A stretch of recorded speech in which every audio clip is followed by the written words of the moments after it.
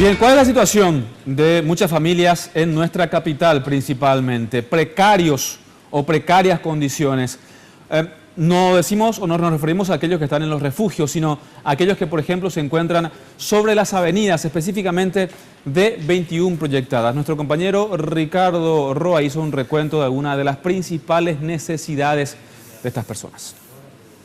Así viven cientos de afectados por las aguas en los paseos de la avenida Estados Unidos y 21 proyectadas. Se rebuscan por terciadas, chapas y puntales, porque dicen no hubo previsión de la comuna capitalina ni de la Secretaría de Emergencia. Solo tienen un baño para todos, la electricidad y el agua se improvisan.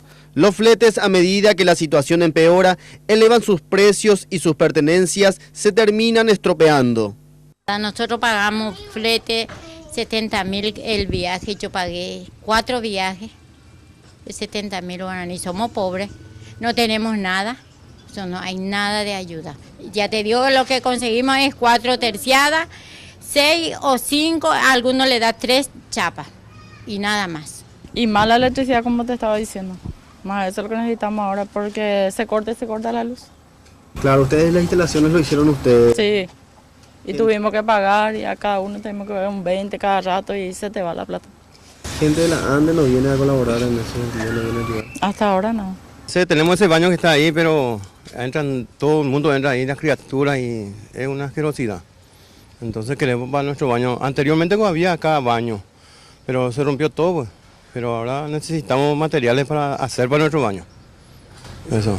¿Hay colaboración de parte de la municipalidad? No, nada. En el sentido de la ayuda logística que se necesita No, para construir las casas. nada no vino. Hay muchas casas que compramos, otros nos prestaron, los vecinos acá nos prestaron y hay mayoría que está con hule todavía.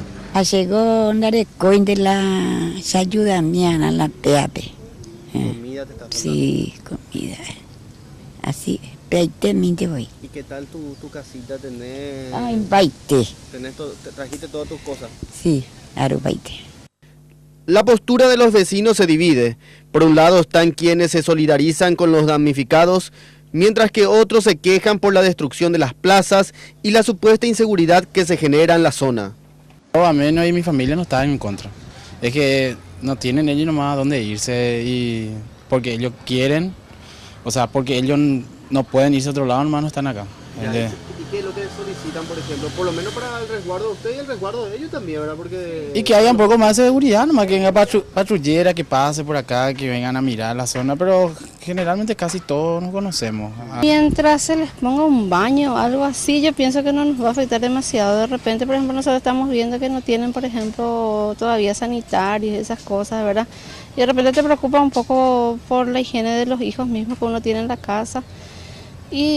Pero bueno, ¿qué se les va a hacer? Pobre gente, decimos de realmente otra vez, ¿verdad? Y vamos a ver, ayer por ejemplo domingo todavía era un día bastante tranquilo, ¿verdad? Por lo menos esta zona. Destruyen todas las plazas, primero, ¿verdad? Yo si voy a ocupar un terreno ajeno, ¿verdad? Yo me dignaría por lo menos a no romper el piso y no destruir, ¿verdad?, los árboles que plantan los vecinos con mucho sacrificio.